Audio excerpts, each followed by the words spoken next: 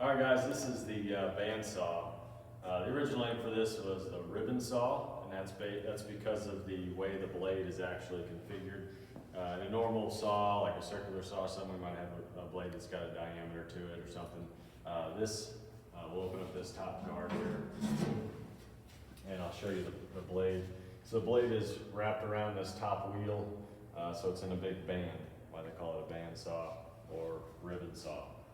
While we got this open, let's talk about the diameter of the wheel is how the bandsaw size is determined. Okay, so this is a 20-inch diameter wheel, so it's a 20-inch bandsaw. That also kind of gives you an idea how big of a board that you can cut, so it gives you kind of your distance here between your arm and your blade, so you can have about a 20-inch board.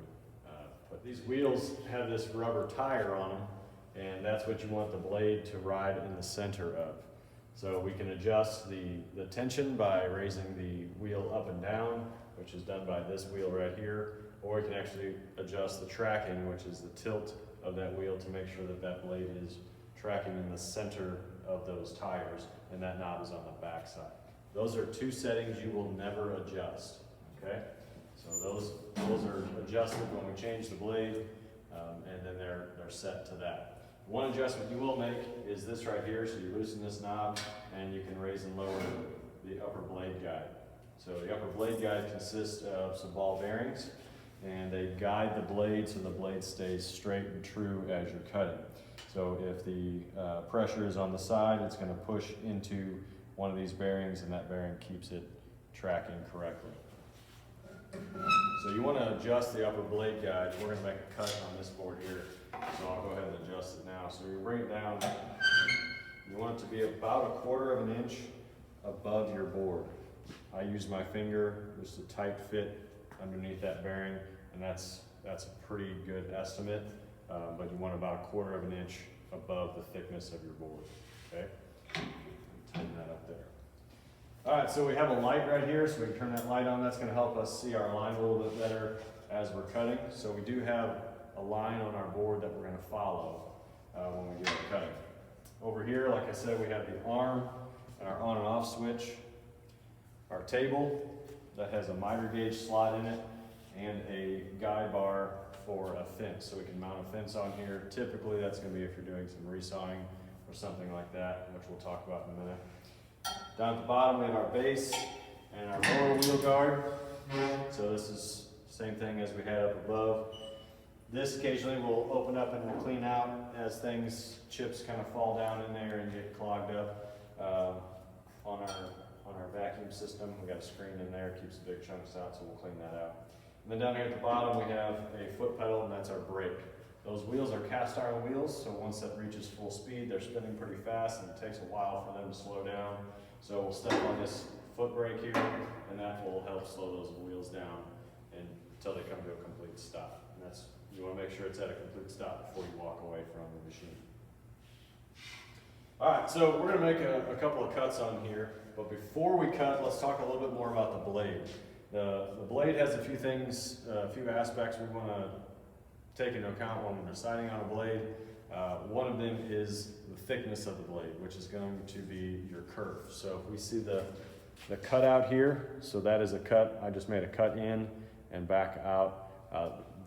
The path that's left by the saw blade is known as the kerf, K-E-R-F. So if we have a thick blade, that's going to determine kind of the tightness of the turn that we can make. Okay. So another thing we want to look at is the width of the blade. So that's from front to back. So the tip of the tooth to the back of the blade. If you raise this up, you can see. Okay, so that's this direction here. All right. That's also going to give you a much straighter cut. So if we have a wider blade, we might do some resawing, and that's going to allow us to cut much straighter. And then the third thing we want to look at is the tooth configuration and the teeth per inch. So if we take 1 inch of this blade and count how many teeth there are, that's considered our TPI, or teeth per inch. So the more teeth per inch is going to give you a finer cut, it's going to be a slower cut, and the more teeth per inch is going to give you a more aggressive cut, but it will cut faster and leave you with a little bit rougher surface when you're done.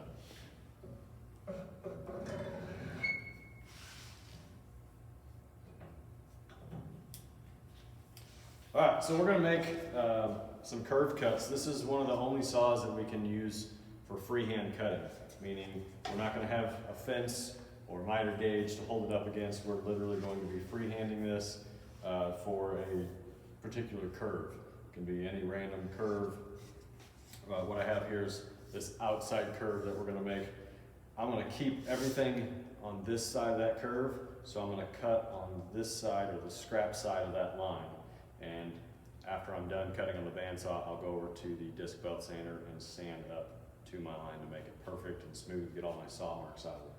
So I'm just getting close with this. I don't have to be perfect, just getting my rough shape here.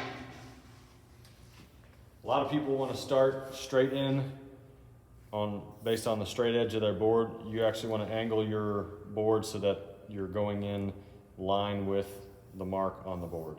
So I'm going to start like this as opposed to like this where I have to immediately make a quick adjustment. So line that up. Our margin of safety is 4 inches. I want to make sure my hands are staying 4 inches away from the blade, so there'll be like a 4-inch radius around the blade. That's where I want to stay away from. I also want to try to prevent my hands from being in line with the blade, so if I'm feeding the board in, I don't want to keep my hand in line with the blade, so I'll have my hands over to the side, something like this, depending on what I'm cutting. Let it reach full speed before you start.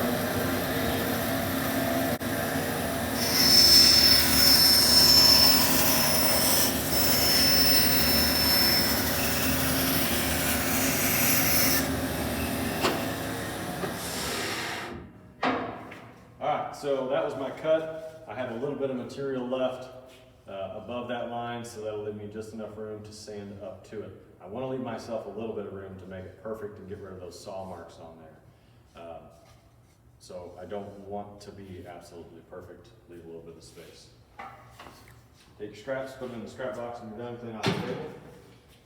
Now I'm going to make another cut, but this is going to be a sharper curved cut. So this is going to be pretty hard to make that turn with this blade. So what I'm going to do is come in and make some relief cuts. A relief cut is when we come in and we want to, the whole purpose of the cut is to relieve tension on the blade. So as we start getting this tighter turn, it's going to be twisting that blade and putting a lot of tension on it. So we're going to leave some relief spots in there so that it relieves that tension as we get through the cut and allows us to make that turn. So this is the only time where you're going to back out of a cut on the bandsaw. Notice on that curve cut, even when I got a little bit further away from the line, I didn't back up and try to start again because that's going to pull that blade forward. There's nothing holding it forward.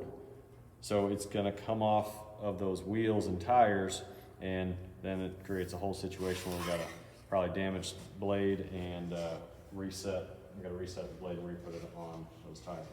So I'm going to make some relief cuts. These are going to be straight in, straight out cuts. I can go in at any angle here.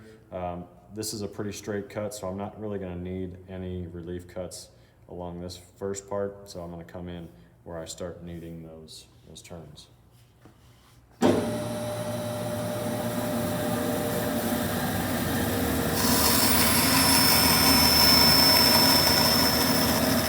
Stop just a little bit shy.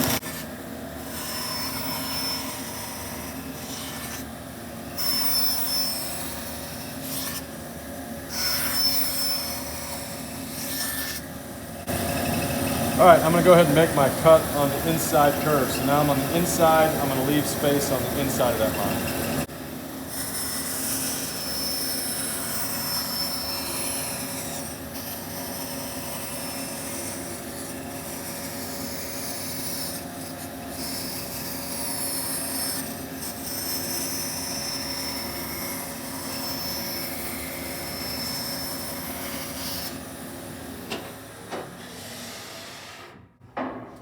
So notice I didn't reach in and grab these little pieces that were kind of hanging out loose in there. They didn't impede my cut, so I didn't need to remove them. You never want to remove scraps from the table until the blade's completely stopped. And then even if they're real close to the blade when they're stopped, I like to use my board to kind of push them out of the way. All right, so again, now I would use a spindle sander to come back in and clean that up. All right, so make sure you have both hands on the board. One hand's gonna be guiding, one hand's going to be feeding, but they may change back and forth depending on your configuration of your board. If you got a bigger side on the left, you might be feeding with the right. If you got a bigger side on the right, you might be feeding with the left, so it kind of depends on your board. But always have two hands on it at all times so that you have control of your board. All right, the next thing we're gonna do is a resaw cut. So I have the board here. I'm gonna make a small project that's going to be in proportion. So I don't want a 3/4 thick board in my project. So what I'm gonna do is I'm gonna take this 3/4 thick board and I'm gonna resaw or split it, making a rip cut down the edge of the board like this. So I draw a straight line down the middle. And now rather than staying to one side of that line, I'm gonna cut directly down the center of that line. So I wanna try to stay on the line best I can all the way through because I'm gonna use these two thinner halves later on. When you do this, you wanna have a push stick. So I just have another piece of scrap wood that I'm gonna use as I get to the end of my cut and I reach inside that 4-inch margin of safety. I'm gonna use this to push, and then I'm gonna reach my other hand around the back side to kind of finish guiding it. Make sure when you do that you don't pinch that kerf closed. So you're gonna have a kerf that's in there. You don't wanna pinch it and grab it like that because that's gonna pinch the blade and cause it to bind. So just kind of loosely hold on to it as long as you have control of it and feed it with the push stick. So I'm gonna leave that push stick where I can easily grab it.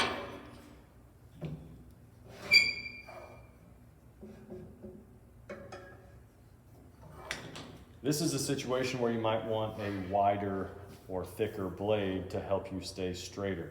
So I'm not making any turns. The only purpose of this is to get a perfectly straight cut.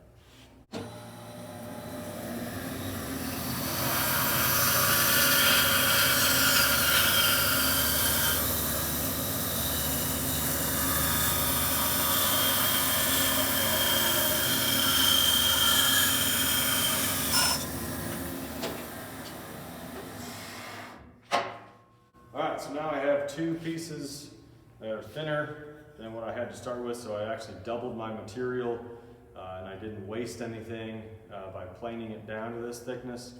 I actually have two pieces now.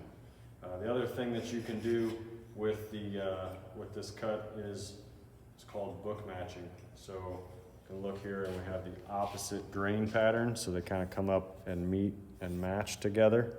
So it just gives you a kind of a cool look if you wanted to do it like that.